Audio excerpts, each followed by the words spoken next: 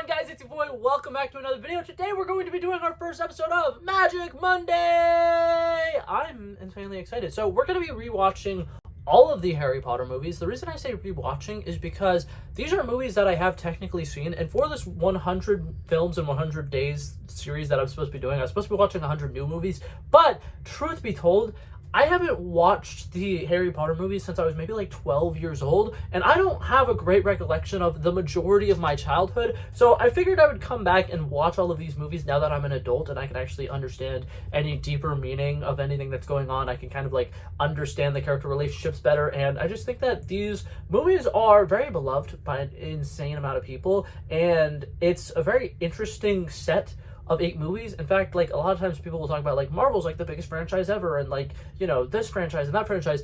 This franchise is really impressive considering they made 8 movies in the time span of like 10 years or something like that. And so I wanted to go on here, watch them, see if anything lived up. And so we're going to be starting off with the very first movie today. We're going to be watching Harry Potter and the Sorcerer's Stone, or Philosopher's Stone, depending on where you live. And we're going to, for the next 7 Mondays, be watching this entire series. So, let's dive into this, shall we?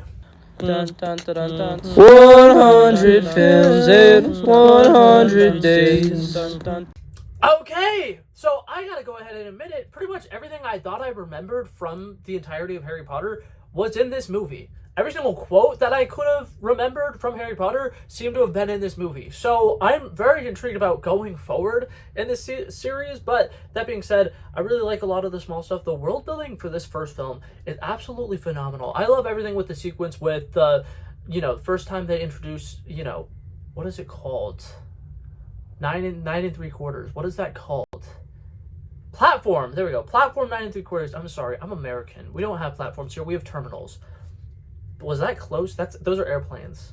I imagine we probably still have train stations. They probably have terminals. I'm so sorry. Anyways, but that entire sequence was absolutely fantastic. I like the stuff with Harry kind of like having his newfound family, and I love the fact that this movie kind of feels like almost like the movie Annie, the famous musical Annie, where it's like a little poor kid, but like now they're like getting to experience life and things are incredible for him. The sequence where he gets a gift for the first time ever, and he's so excited because they're celebrating Christmas, and Ron's just like, oh my god, you got some gifts too. And Harry's like, oh, I got gifts! That was awesome. I love that. And overall, I think this movie is just a very like comforting, nostalgic movie. I can see why some people consider this a Christmas movie. I had mentioned to my sister that this was a movie series that I was going to watch for my 100 films to 100 days, and she's like, oh my god, we should watch it for Christmas. And I'm like, what are you talking about? It definitely has some Christmassy vibes. I think that the feasts around Christmas time and the fact that they celebrate Christmas in this movie, I guess, could inherently make it a Christmas movie. That being said, this is a very long movie, and I think a lot of these are very long movies, so I'm intrigued to see how they all feel with the runtimes. This one, in my opinion, I don't think it necessarily felt super long, but at the same time, a lot happens in this film, and considering it takes place over an entire year of school, it kind of makes sense, but it also is really interesting to kind of like look at it and realize, oh yeah, these movies are really long, and they have a lot of CGI heavy moments, so it's like the budgets for these movies had to have been pretty high, I would imagine.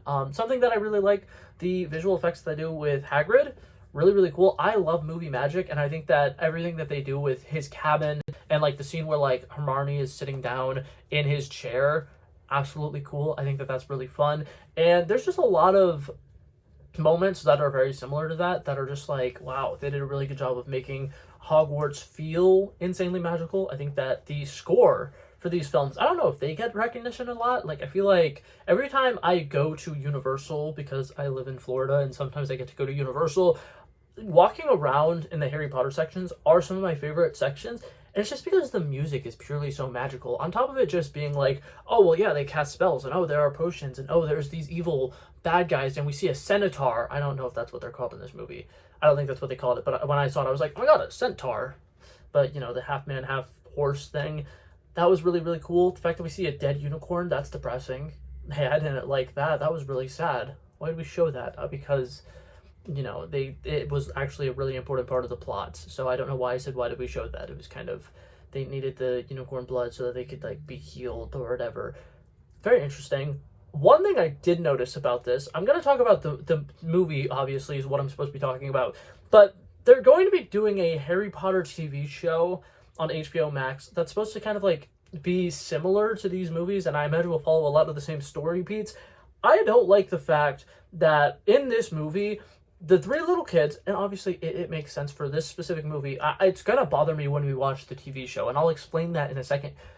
The kids are like super confident. Oh my god, Snape's the bad guy. Oh my god, we saw Snape moving his mouth when Harry was having an issue with his broom and he was, not able to fly very well. And there's a lot of different moments where they're like, oh, Snape is the bad guy. And then they go to Hagrid's hut and they kind of like pitch him the theory of like, oh my god, we think Snape is doing this thing. And then Hagrid literally is like, Snape? Snape is one of the people protecting the Sorcerer's Stone. Why would he be going after it? Why would he be trying to get it? And if he was trying to get it, he would have already gotten it by now. And the fact that these kids are so hell-bent on like, it's Snape, even though Hagrid said it's not Snape, scares me for the TV show, because in the TV show, they've announced the cast for all of the teachers and professors, and there's only one that is a POC. That's going to look really bad when they get told, hey, it's not Snape, but then they're like, no, it's got to be Snape. That's going to look really bad. I don't like that. But that being said, that is what it is. That's just a decision that HBO decided to do, and we'll see how that pays off for them.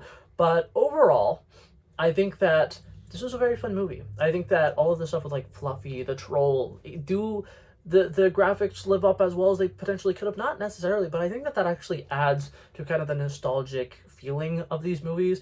I think that that's really fun. I love Hagrid's relationship with Harry here, how he's kind of like he almost feels like an older brother as opposed to like a father figure, and I really like that. I think that that's a whole lot of fun. Gringotts looks really cool. There's just so much incredible world building in this film, and I think that that's probably what I'm going to praise the first one for the most.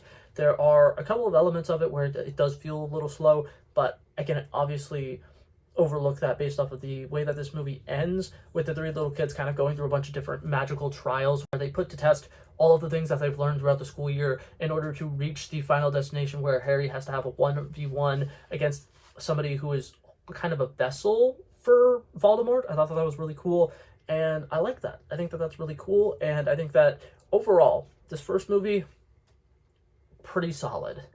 I don't think it's like one of the best movies ever but I do think it's a very strong start, and that I know that these characters are just going to continue to develop and get even better and even better. I think that the comedy in this movie was fantastic.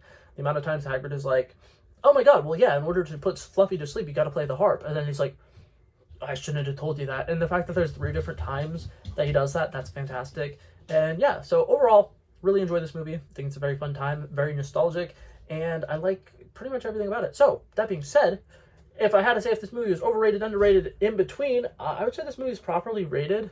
I don't really know how people tend to rate these movies. In fact, I probably should have watched a ranking video of all 8 Harry Potter movies and seen how people rank it so that I could say if it's overrated or not. But I would say this is a movie that's super popular and has survived the test of time for good reason. It's a solid movie, so I say that. And then if I had to give this movie a grade on a scale of 1 to 100, I would give this a solid 80. It's not anything particularly special, but I can see why to a lot of people it is particularly special. So I enjoyed this movie, and like I said, next Monday we're going to be watching the second one. And yeah, these are all on HBO Max. I forgot to mention that earlier. But yeah, that being said, that's it for this video, guys. Thank you guys so much for coming by and checking it out. I love and appreciate you guys so much for watching. And if you liked it, feel free to like and subscribe, and I'll hopefully see you guys in the next one. Peace out. Bow, bow, bow.